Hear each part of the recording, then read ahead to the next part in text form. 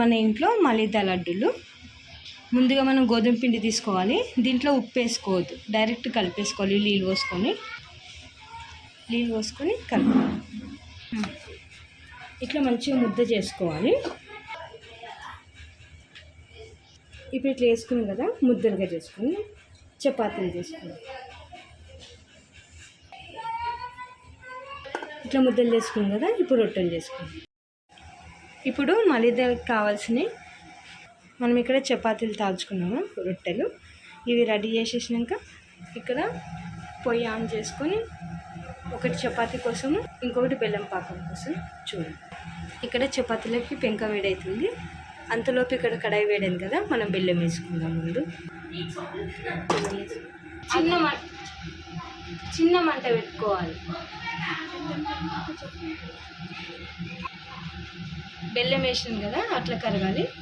మంచిగా చపాతీలు చేసుకోవాలి. ఇప్పుడు చూడండి, ఇట్లా పొంగితే ఇట్లా మంచి పొంగాలి.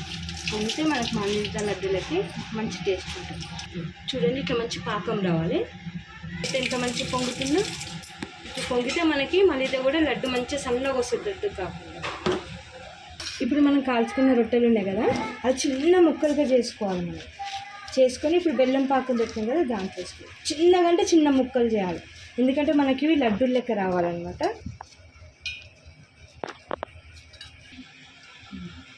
ఇట్లా చిన్న ముక్కలు చేసుకోవాలి, మనకు లడ్డు గట్టనికి రావాలన్నమాట. ఇదనే చేసుకోవాలి. చల్లగా అయిపోతే మళ్ళీ గట్టిగా అయితే మనకు రావన్నమాట. ఇట్లా పాకం అయింది కదా, కొంచెం వేడిగా ఉంది. ఇది పిండి కుడతాము.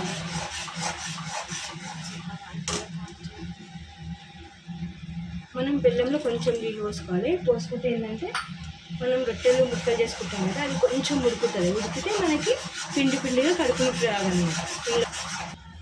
ఇప్పుడు బెల్లం పాకం అవుతుంది కదా, మనం రొట్టెలు ముక్కలు చేసుకున్నాం కదా, వేసి కలుపుకుందాం. ఇప్పుడు ఒక 2 చుక్కల నెయ్యి అంత వేసుకుందాం. సోంపు పొడి, ఇలాచి పొడి వేసుకుందాం. పని చేసుకొని కలుపుకొని ముద్ద కట్టుకుందాం వేడి మీద ఉన్నప్పుడే.